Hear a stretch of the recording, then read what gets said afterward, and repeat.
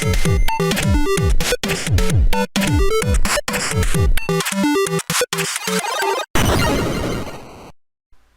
week or so ago, I thought to myself, Reaper, you haven't played a truly bad game in a while. Some mediocre ones, sure, but not terrible. So to Steam I went, perusing random games, and found one called My Hotel. Granted, the game piqued my interest. You run a 1930s style hotel, aiming to renovate it to its past glory, all the while trying to solve the mystery of who killed your uncle. A sim game? Mixed with a murder mystery? Sign me up!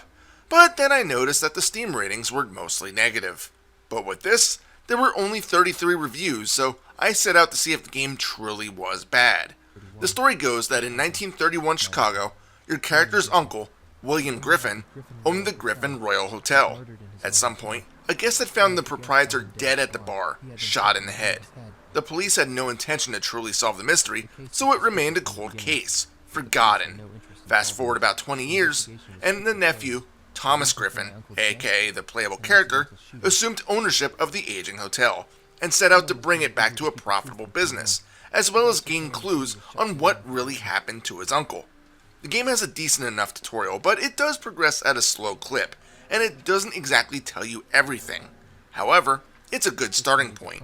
You are taught how to clean up the shoddy rooms, place furniture to increase its value, and upgrade, of all things, the room's bathroom. It's not a deep customization system, as furniture can't be bought at will. Instead, you go to the bar and purchase one of 3 somewhat costly packages to get what amounts to be a randomly selected group of items. It's alright though, because you'll be earning furniture when you start dealing with the local population. And that's where the mystery part comes into play. There are 4 factions that you'll be interacting with: the police, the Italian mafia, the Russians, and a group of local prostitutes known as the Damocles. Every other day or so, the leader of one of these factions will enter your establishment and ask a favor. If you are successful in your task, you will often earn money and a bump in reputation with that faction, as well as a choice between 3 loot boxes. These loot boxes will show you what furniture will be given to you as a reward, so it's a bit confusing of why the game doesn't just simply ask you which bundle you'd rather have, instead of saying, hey, choose between door number 1, door number 2, or door number 3, but we'll let you peek behind the curtain before finalizing your choice. In general, your days will alternate between booking standard people in their rooms and performing a quest for these factions. This seems fine and all, since the days in which you are simply tending to your hotel duties will earn you some much needed cash. However, after just a few in-game days of My Hotel, you're going to be running into one serious, critical flaw with the game. The faction system is just absolutely broken. Let me explain. Every time you please one faction, in most scenarios, you are going to anger at least one other, if not all of the others. This leads to a very slim tightrope walk, in which you're trying to please everyone, even though this is literally impossible. You can see how well you are doing with each faction by looking above the bar. On the normal setting, from what I can estimate, each faction starts at about 40%.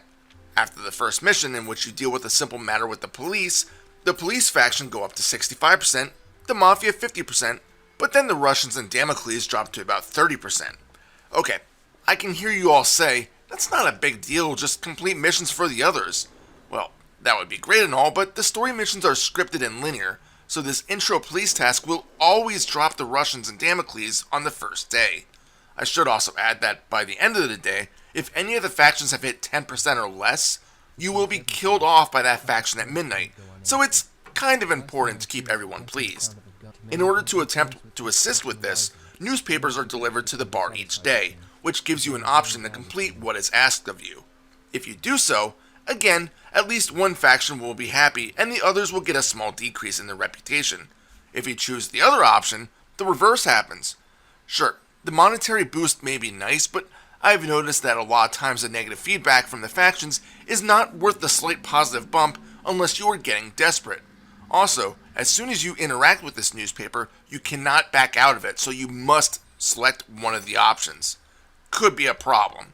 If you are feeling someone breathing down your neck, you can simply buy some booze to make them a bit happier.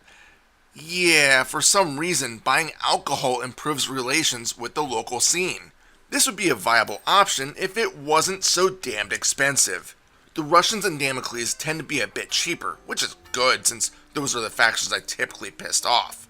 But still, when it costs $200 to upwards of $500 for a single tick up, it makes maintaining a healthy cash fund extremely difficult. That's because you not only want to keep money for buying booze, but you'll also want it to purchase new rooms and upgrade both the hallway and lobby. At first, you only have access to 2 rooms, 101 and 102. In order to unlock the others, you'll need to spend $100 to regain access to it. This is dumb. This is really freaking dumb. You're going to charge me $100 for a room in a hotel that I freaking own? What, did I lose the master key and need to pay a locksmith to open every individual room? Why not pay the locksmith for a new master key? I can understand upgrading the bathrooms since it kind of looks more like a renovation. But paying to unlock rooms in a game where money is almost always incredibly tight is just dumb. The sad thing is that you definitely do want to upgrade the hallway and lobby. Having a nicer hallway will apparently improve the value of the rooms, getting more cash coming in. Having the hotel lobby in a pristine form will give the patrons more amenities, such as working telephones that are supposed to give you passive income, which, again, I haven't noticed. But even more importantly, it lowers penalties for checking patrons into their rooms. Yeah, you heard that right. Penalties for checking in your own customers. Obviously, you want to bring in customers. They will add cash to your eternally empty wallet. But each patron belongs to one of the 4 factions. At the start of the game, you will always get a 4% rating penalty by checking in the patrons. So no matter what, you will always be pissing off the local population just by doing your freaking job and giving them a room. This has gotta be one of the stupidest design choices that I've ever seen in a video game. It makes it feel truly impossible to complete, because no matter what you do, the factions will get mad at you. Upgrading the lobby will decrease that penalty down to 3% with the first upgrade, and I can only imagine 2% with the second. However, there is a very small glimmer of hope for you to curb this. Faction-specific furniture. When completing missions, there is a minuscule chance that you'll earn a special item that can be furnished in one of your rooms. By doing so, it will align that room with that faction. Now, by booking members of the faction in their specific room, it will increase your standing with them. That's the only way I've seen to curb this heavy disadvantage against you. The problem is that these items are so rare, and there's absolutely no guarantee that you'll even get one of them in a playthrough. In the 5 or so hours that I've played this game, which amounted to about 4 different attempts, I've only ever gotten one painting that the Mafia approved of. Too bad the Damocles poisoned me, and I lost it a few days later. So yes, this is a pretty damning flaw with the game. You'd think that playing on easy would make things easier, and it does, but only for the start, as it seems to only increase each faction's starting number. That's all that I've noticed by playing it on easy. Ugh. And you might think, well, Reaper, if you didn't do well, just reload your game. Well, about that. The game autosaves each night at midnight. If you want to manually save the game so that if you mess up in a few days and want to go back and try doing something different for an altered outcome, you just run to the bar and purchase one of the 3 save slots. Yep, you have to purchase these with your hard-earned cash, if you can even afford it. At first, the save might be $130, which is kind of expensive, but not terrible. But a few days on, this save slot might be valued at $600. I'm sorry. I'm lucky to make $600 in a single day, and you want me to spend my life savings on a save slot just in case I screw up with your crappy faction system? This is seriously ridiculous. Also, if you do call back one of these save slots, I hope you've laid down all the furnishings you've owned. When I loaded a save game from one of my overpriced slots, I found that all of my furniture that had been left in my inventory was gone. And I know that I had some stored for future rooms. I know I did. But no, the game wiped it clean. So not only did I get gouged in purchasing the save slot, but I got really screwed with my possessions too. Freaking awesome. Speaking of furniture, placing it can be somewhat confusing. Okay, I stand corrected. Actually determining where to put the chairs and desks is simple enough. It's more so a gripe with the inventory menu. By pressing tab while in a room, you get a circle of options with only pictures. Basically, one is for standard furnishings, one is for specialized faction paintings and decorations, and one is for painting either the ceiling, walls, or floor. I mean, once you figure it out, it's not hard to understand, but I don't get why it was done this way. There are some other minor faults that I want to mention too. For one, the film grain during scenes is a bit much. Also, when walking near lights, it looks like you are wearing dirty, smudged glasses. The clock, used when you wish to fast forward time in boring segments, is incredibly loud, and I'm surprised you don't hear it on the second floor. Finally, when you are told to repair something that broke, you aren't told what room it's in.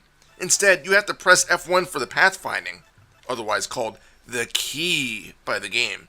And if the room is in use, which it probably is, you can't enter it. So again, let me just recap that.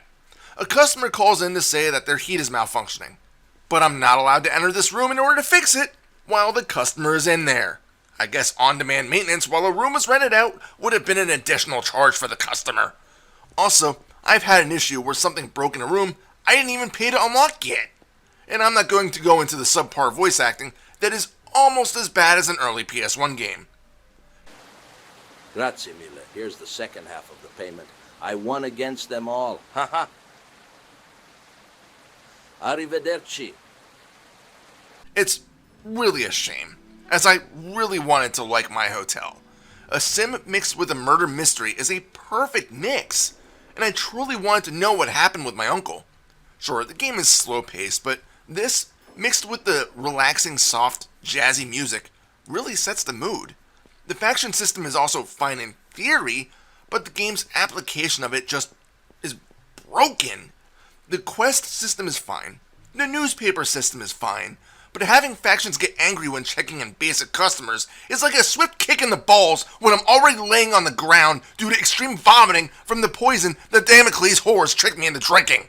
If this would have been eliminated, or maybe scaled back into only maybe one patron out of 10 or so being a member of a faction, having the crowd-pleasing liquors be cheaper and more effective, or, hear me out, making the faction-pleasing decorations a common reward, my hotel would have been a game I recommended.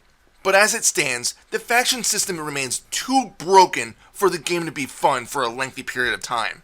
As much as I want to know why, sorry Uncle Willie, I don't love you enough to suffer through this. Final score, 2 out of 7. This is Reaper. Happy fragging.